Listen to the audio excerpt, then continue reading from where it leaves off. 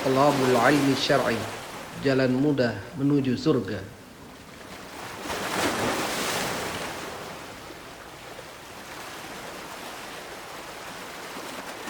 Assalamualaikum warahmatullahi wabarakatuh.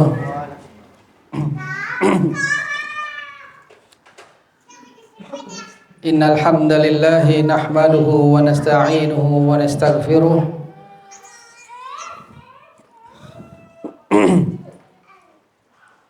wa natubu ilaihi wa na'udzu billahi min shururi anfusina wa min sayyiati a'malina. May yahdihillahu fala mudilla lahu wa man yudlil fala hadiyalah. Asyhadu an la ilaha illallah wahdahu la syarikalah wa asyhadu anna Muhammadan abduhu wa rasuluh. Qala Allah Ta'ala fil Qur'an al-Karim, ya ayyuhalladzina amanu taqullaha haqqa tuqatih wa la tamutunna illa wa antum muslimun.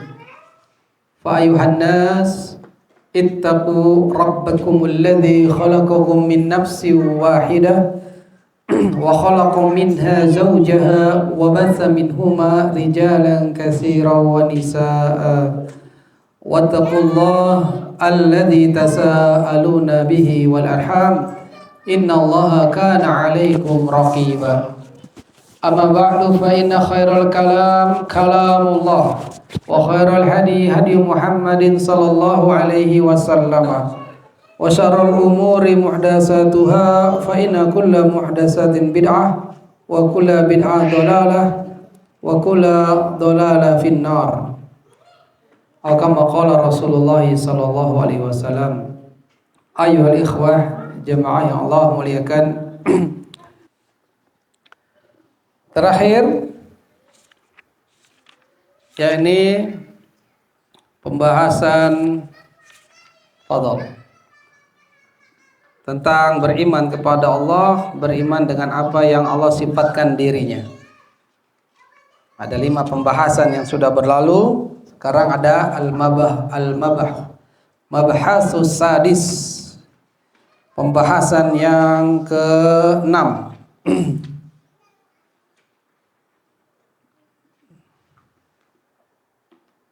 Annal aqla la madkhala lahu fi babil asma'i wa sifat. Bahwasanya akal itu tidak ada hak, ya, tidak akan menjadi tempat masuk di dalam pembahasan asma dan sifat Allah, nama-nama dan sifat-sifat Allah yang maha tinggi. Akal nggak diajak. Kapan akal diajak?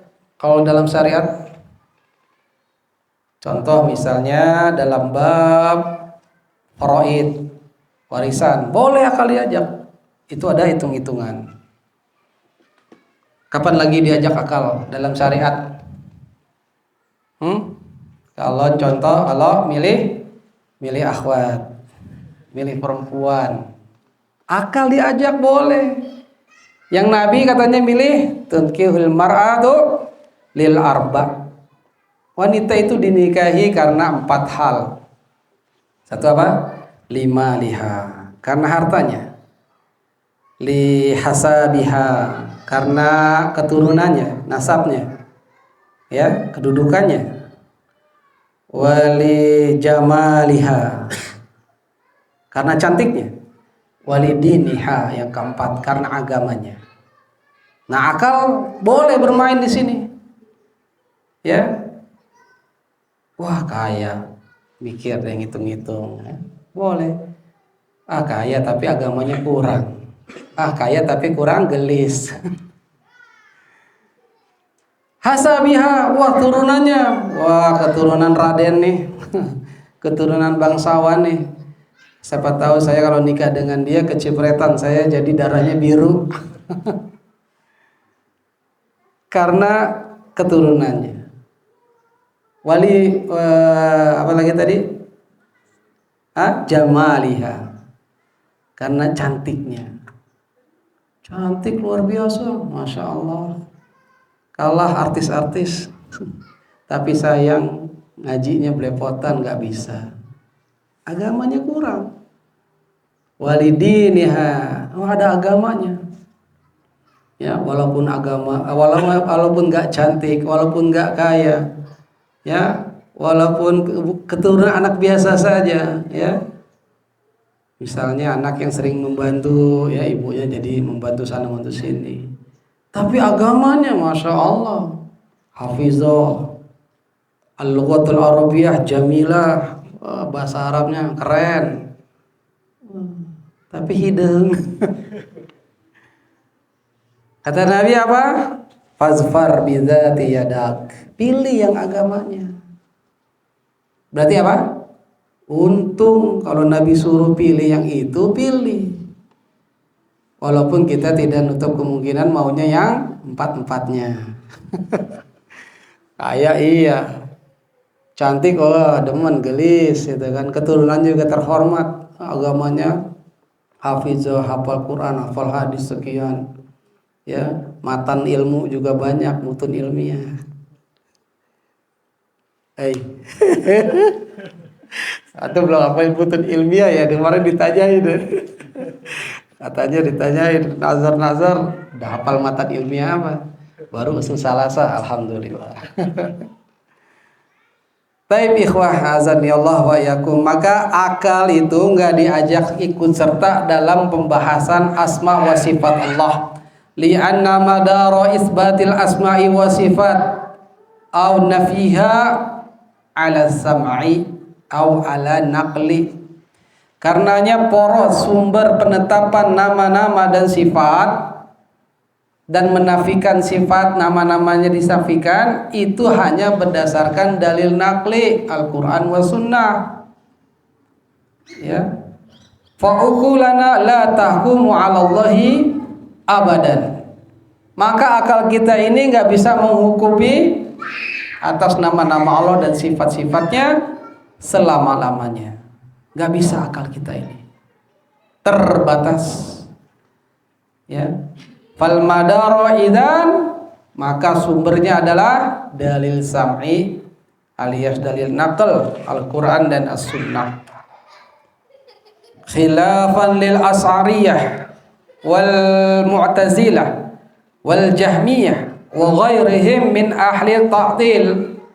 Berbeda dengan golongan Asy'ariyah, ya, Imam Abu Hasan Al-Asy'ari, ya, Mu'tazilah, ya, yang mengatakan Al-Quran adalah makhluk, Jahmiyah dan selainnya daripada ahli ta'til yang mereka meninggalkan, mengkosongkan daripada sebagian atau seluruhnya asma wa sifat Allah.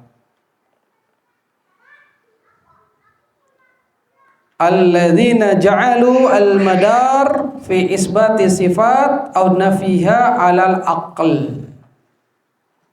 Mereka itu menjadikan sumber penetapan ataupun penafian nama-nama Allah dan sifatnya dengan akal. Apa yang mereka katakan? Ya. Faqalu ma iqtada al-aqli isbatuh. Ya, kata mereka, kalau akal itu menetapkan nama dan sifat, ya kita tetapkan.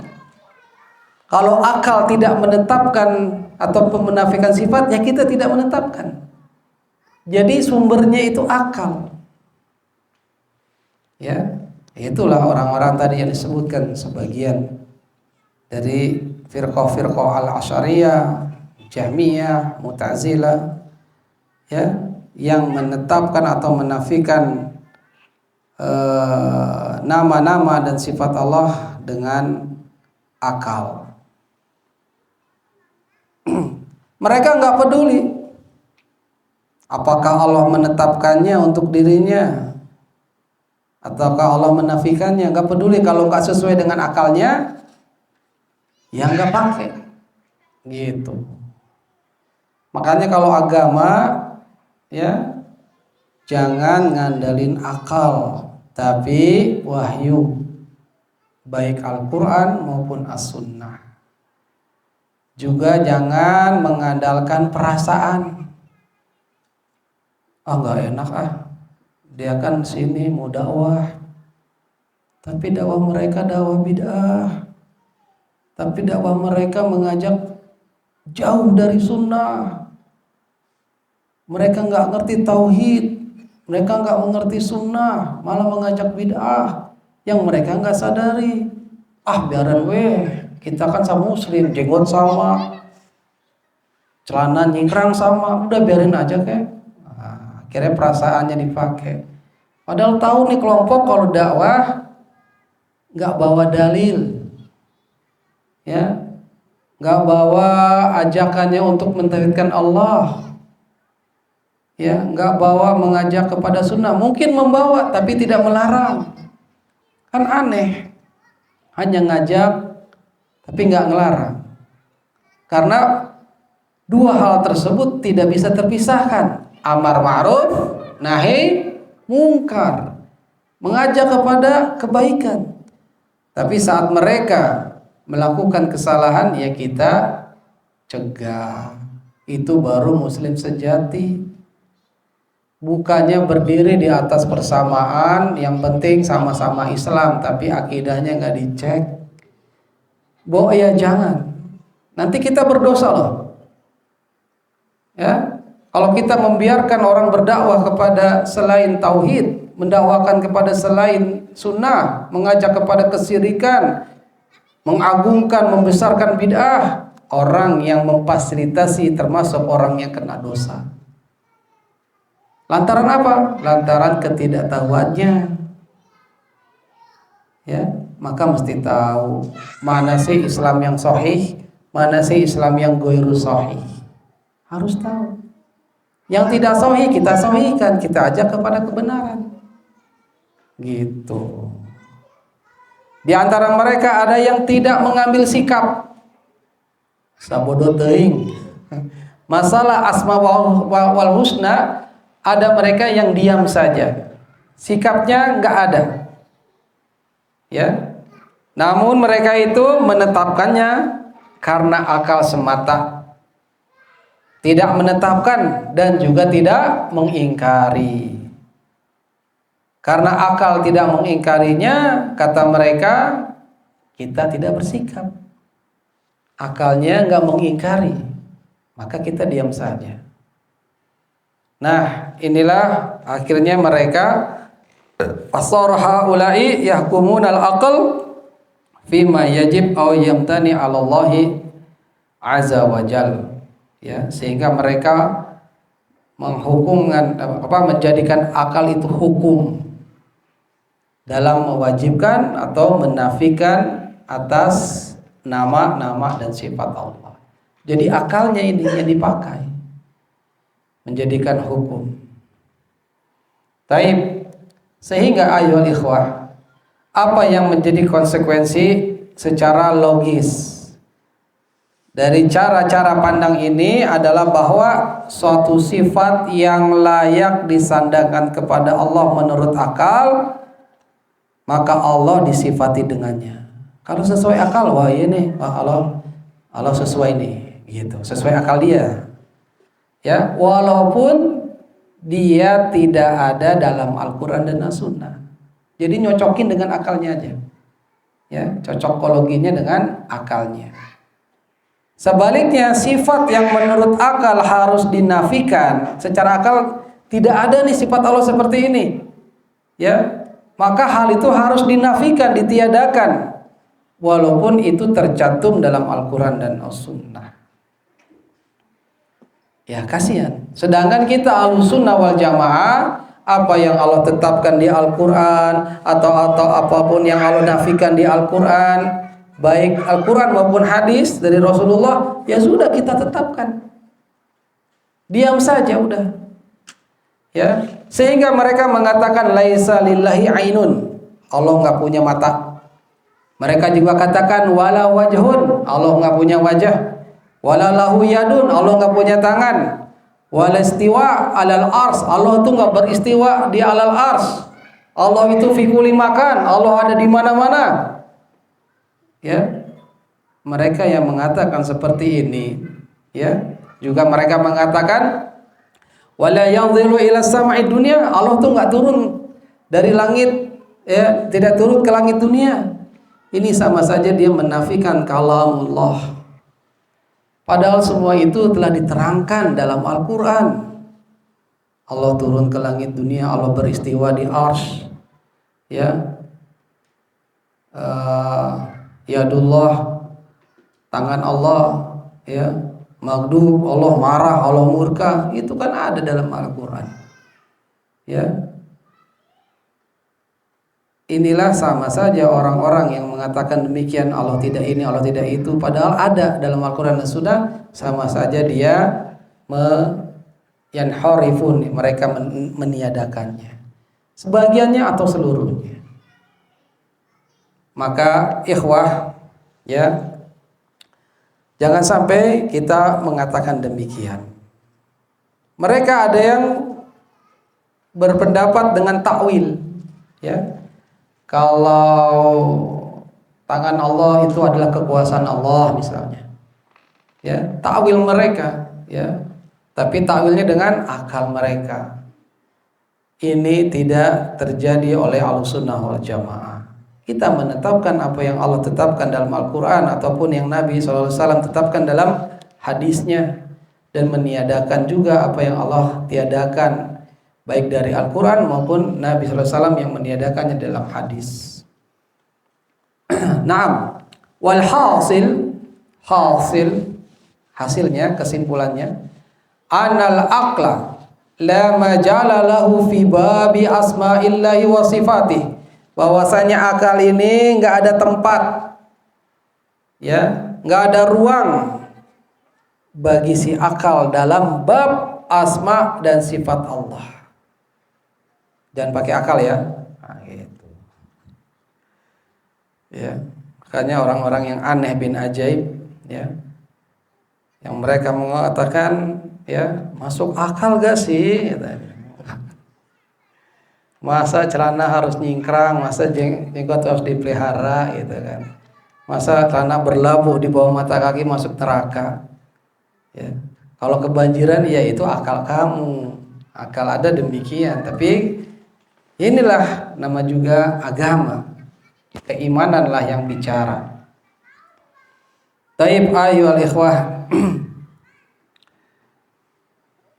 fa'in qulta, ya, kalau kamu katakan, ya, qauluk, ya, ucapan kamu ini, hadza yunaqidul Quran, yunaqid, kontradiksi, tanaqud dengan Al-Quran. Ucapan kita nih menyelisihi, kontradiksi sama Al-Quran, ya. Li'annallah yaqul, karena Allah berfirman, wa man ahsanu minallahi hukma, wa man ahsanu minallahi hukma, surat Al-Maidah ayat 50. Dan siapakah yang lebih baik daripada hukuman Allah, ya.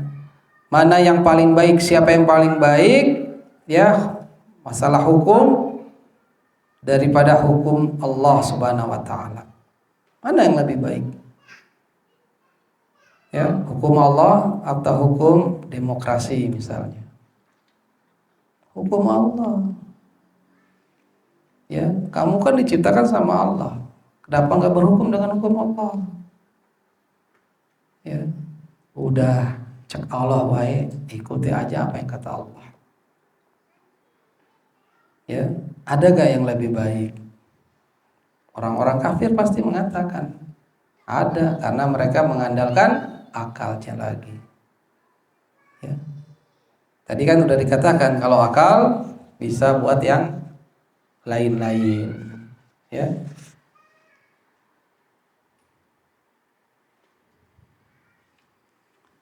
Kemudian wa tafdilu baina syai'in wa akhar, keutamaan antara sesuatu dengan yang lain kembalinya kepada akal. Misalnya, Allah firmankan walillahil masalul a'la, dan kepunyaan Allah lah, ya, yaitu sifat-sifatnya yang a'la, maha tinggi. Afaman yakhluqu kaman la yakhluq,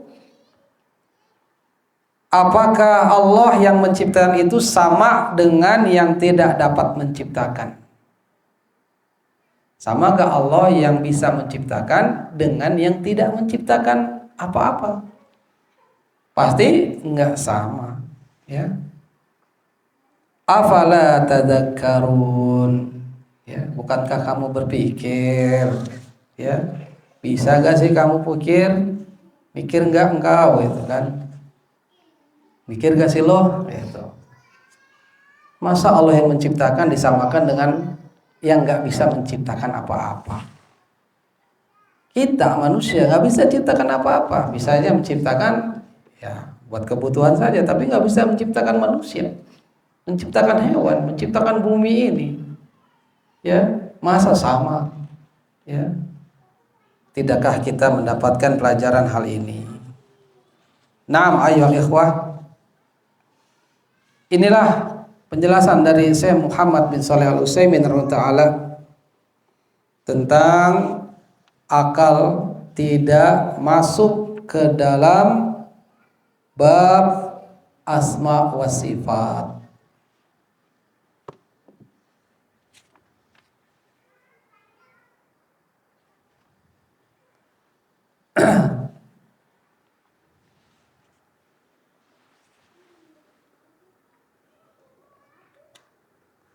Naam. Kemudian Allah Ta'ala, ya, berfirman, walladzina yad'una min dunillahi la yakhluquna syai'a, dan berhala-berhala yang mereka seru. Walladzina yad'una, walladzina di sini maksudnya berhala-berhala, yad'una yang mereka sembah, yang mereka minta, yang mereka seru. Min dunillah, dari selain Allah Subhanahu wa Ta'ala, la yakhluquna syai'a, tidak dapat berbuat sesuatu apapun.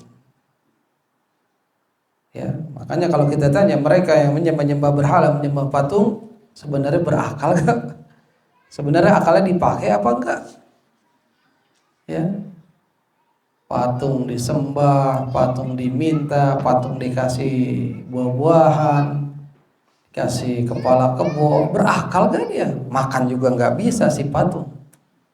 Tuh Allah telah jelaskan, walladzina yad'una min dunillah la yakhluquna syai'a, dan orang-orang, ya, dan berhala yang mereka sembah itu dari selain Allah, la yakhluqun, tidak dapat membuat sesuatu apapun, nggak bisa. Makanya harus kembali kepada akal, ya. Masih banyak hari ini, ya, sampai hari kiamat, orang-orang yang menyekutukan Allah, orang-orang yang membuat tandingan-tandingan Allah, menyembah-nyembah patung dan menyembah-nyembah selain Allah, itu akan terus ada. Maka dakwah tauhid akan terus ada pula. Ini yang paling penting dan terpenting, ya. Kenapa Islam jaya zaman Nabi Muhammad beserta para sahabat? Semua kesyirikan musnah, tauhid tegak lurus. Allah kan senang kalau demikian, sehingga Allah enggak tanggung-tanggung akan dibantu semua umat Islam. Peperangan mana yang Allah enggak bantu?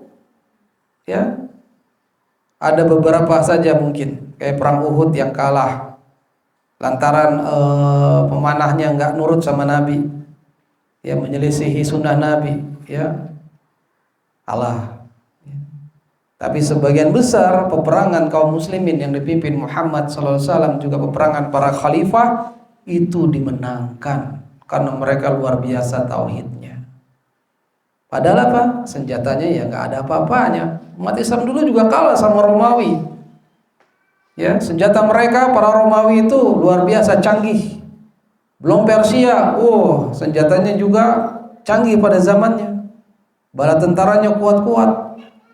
Ya, lihat Iran sekarang, ya canggih juga, diem-diem. Ya.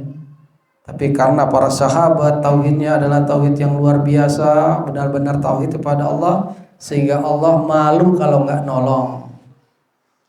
Berarti apa sekarang? Tauhid kita dipertanyakan. Benar gak kita udah mentauhidkan Allah sebenar-benarnya tauhid?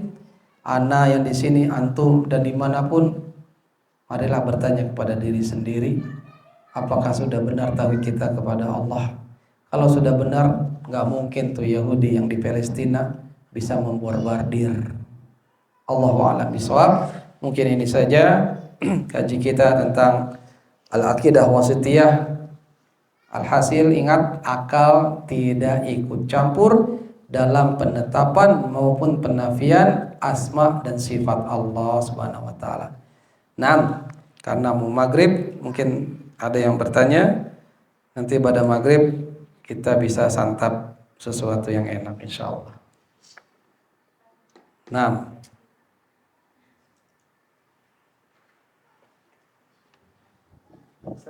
iya, mangga, tafadhol.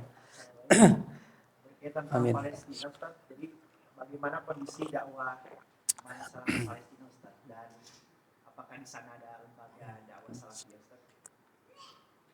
Nah, ya, dakwah salafiyah, dakwah yang hak dimanapun negeri yang ada, tentu mudah-mudahan insya Allah Ta'ala dakwah ini menyebar ya. Dakwah tauhid, dakwah sunnah. Kadang-kadang orang kalau menyebut salafi alergi, apanya? Telinganya. Ya, karena jarang dibersihin mungkin. Alergi ya.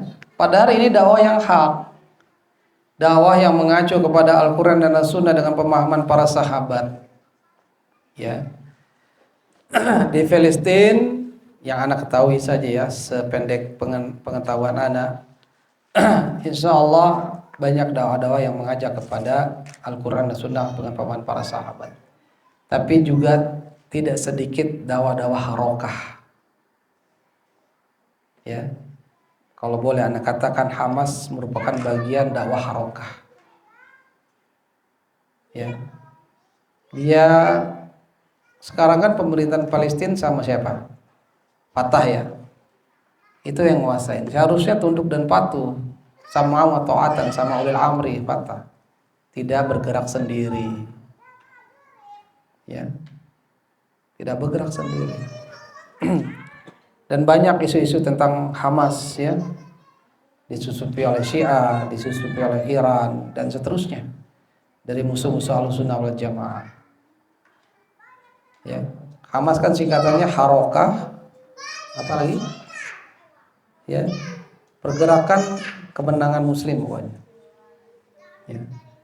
Maka ikhwah, itulah memang ya, kalau mereka tidak kembali kepada manhaj yang hak misalnya, akhirnya banyak mudorot tidak menimbang ya, mudorot dan manfaatnya. Ya, akhirnya lebih banyak mudorot akhirnya. Yang Anda tahu beritanya saja, kenapa negara Yahudi menyerang membabi buta lantaran gerakan ini, Hamas ini mendahului gitu kan, tiba-tiba menyerang dan seterusnya. Dari dulu ya, dari dulu gerakan ini ya. Maka kalau pemerintahan pada saat itu dimenangkan oleh misalnya Fatah, ya samina wa ta'na, sama Presiden Mahmud Abbas apa Perdana Menterinya itu sekarang. Ya. Tapi ala kulli hal sekarang sudah terjadi ya, akhirnya penduduk sipil yang bukan dari Hamas misalnya terkena, ya kita mesti membantunya. Udah nggak peduli lagi maksudnya Hamas ya, walaupun Muslim dan kita nggak tahu, tapi tetap kita mesti membantunya. Kita nggak bisa menyalahi juga gitu kan. Ya. Walhasil ya, dakwah salaf selalu ada. Ya. Selalu ada, cuman perkembangannya Allahu a'lam. Kalau di negeri Palestina pasti ada ya, tapi Anda belum pernah mendapatkan referensi dari ulama-ulama Palestina yang bermanhaj salaf ya.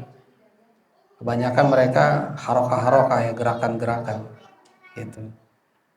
Yang Anda tahu ya, Allahu a'lam bishawab. Nah,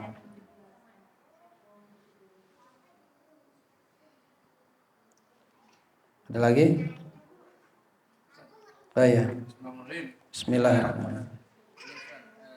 Kadang kalau dengar Palestina gitu kan, ya cuma bisa merasakan dada kita aja. Mengelus dada sampai bernapas ya. Aduh ya Allah. Iya. Cuma bisa berdoa gitu kan. Nah, kadang-kadang kalau dari berita-berita itu kan hancurkanlah Israel gitu kan nggak boleh saja. Ya kalau dia tahu secara maknanya, ya. Tapi memang hakikatnya mereka ingin negara yang sekarang itu maksudnya. Tapi secara lugoh dia nggak tahu. Berarti kebodohan kan? Israel kan Nabi Yakub. Kalau dikatakan ya Allah hancurkan Yahudi, ya itu benar. Mau lisan mau hati benar. Bahkan Syekh Salman Hafizullah Ta'ala mengatakan orang yang berdoa ya dengan tulus kepada Allah agar menghancurkan Yahudi di sana, tapi dia masih makan dari makanan produk Yahudi, katanya kurang tulus Pak. Ini pun jadi perhatian diri saya gitu. Ya, kalau ada sesuatu yang bisa kita tinggalkan dari produk mereka silakan. Ya, tapi kalau WA kan kita nggak bisa tinggalin Pak ini. Ya, gadget, TI, teknologi informasi mereka yang menguasai, tapi kita mengambil manfaat darinya juga cukup banyak. Berarti produk-produk lain saja yang kita bisa tinggalkan silakan tinggalkan. Ya, tapi kita jangan seru-seruin Pak. Artian itu mah masalah boikot pemerintah. Kalau kita diri kita sendiri aja sama keluarga kita, sama teman udah jangan. Ya. Jangan boikot minum Coca-Cola. Aduh haus, aduh. haus. Selama ini kan digembar-gemborkan kan harus kunut nazilah. Kunut nazilah. Nah, selama ini saya belum pernah melaksanakan. Iya di Saudi ada kunut nazilah. Nah, kalau misalnya bagaimana kalau misalkan maghrib sekarang ada kunut nazilah gitu di sini gitu kan. Ya kita cuma bisa berdoa aja. Sepengetahuan anak ya emang dari pemerintah ulil amri ya, biar semuanya gitu ya. Misalnya Depak lah, Departemen Agama menyuruh kayak kemarin sholat istisqa, kan beberapa masjid suruh kan MUI. Alhamdulillah sekarang terjadi hujannya kan, dengan izin Allah istisqa di mana-mana. Ya, hujan akhirnya turun. Ini kan doa kita sudah diijabah. Nah, sekarang kita tunggu ulil amri, minimal Depak bilang, "Oh ya kunut nazilah buat Palestina," baru kita. Tapi kalau belum ada komando, saya rasa Allah alam nggak usah dulu. Di doa-doa kita dalam sholat kita, ya, di sholat tahajud kita, ya, insyaallah. Nah, Allah alam bisawab. Ini saja mungkin ikhwah, mudah-mudahan yang sedikit yang bermanfaat, kurang lebihnya saya mohon maaf. Akhiru da'wana alhamdulillahirabbil alamin. Subhanaka Allahumma wa bihamdik, nasyhadu an la ilaha illa anta nastaghfiruka wa natubu ilaik. Assalamualaikum warahmatullahi wabarakatuh.